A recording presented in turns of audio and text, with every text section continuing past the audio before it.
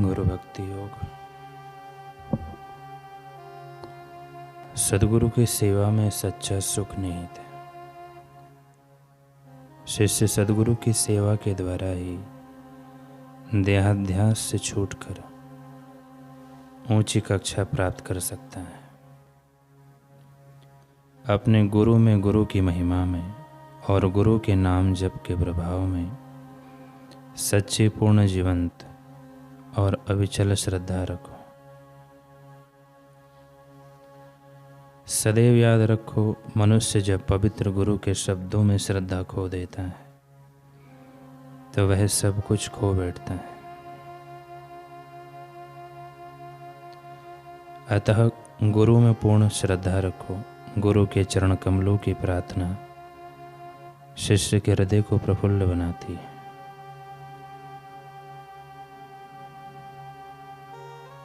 उसके मन को शक्ति, शांति और शुद्धि से भर देती है। दिव्य गुरु के पवित्र चरणों की धूलि बनना यह जीवन का अमूल्य लाभ है।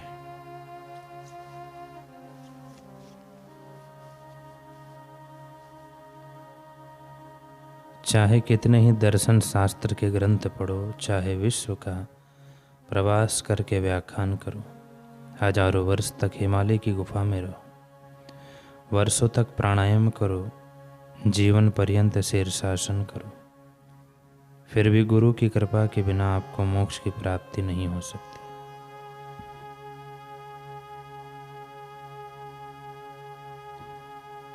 रामायण में आता है, गुरु बिन भव निधि तरहि न कोई, चाहे विरंचि शंकर समो।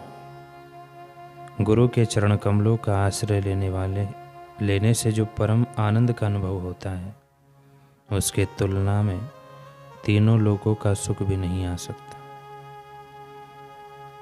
इस घोर कलयुग में आत्म साक्षात्कारी सदगुरु की भक्ति के द्वारा ही ईश्वर साक्षात्कार करना है। सत्य स्वरूप ईश्वर का साक्षात्कार किए हुए गुरु कलयुग में तारणहार है।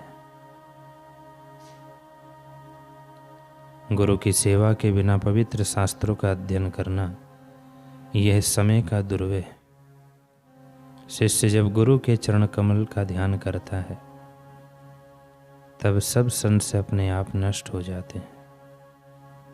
गुरु का ध्यान करने से जीवन के तमाम दुख दूर हो जाते हैं। गुरु के स्वरूप का ध्यान करना यह तमाम रोगों के लिए शक्तिशाली औषधि है।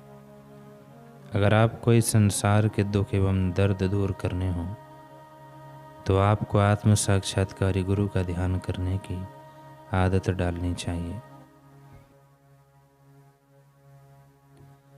ठीक ही कहा है, ध्यान मूलम गुरु मूर्ति, पूजा मूलम गुरु पदम, मंत्र मूलम गुरु वाक्य, मोक्ष मूलम गुरु कृपा। गुरु की सहाय के बिना कोई भी व्यक्ति आत्मज्ञान पा नहीं सकता।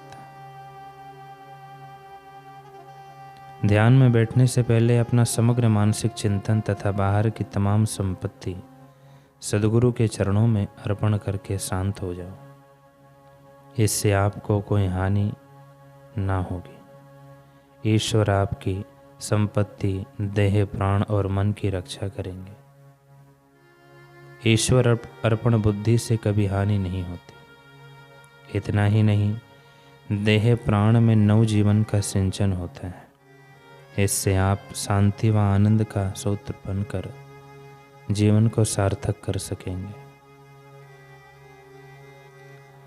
आपकी और पूरे विश्व की वास्तविक उन्नति होगी। संत लोग बोध दे देते हैं जो 84 लाख जन्मों के पाप ताप मिटा के जीव को जीते जी मुक्ति का अनुभव करा देते हैं।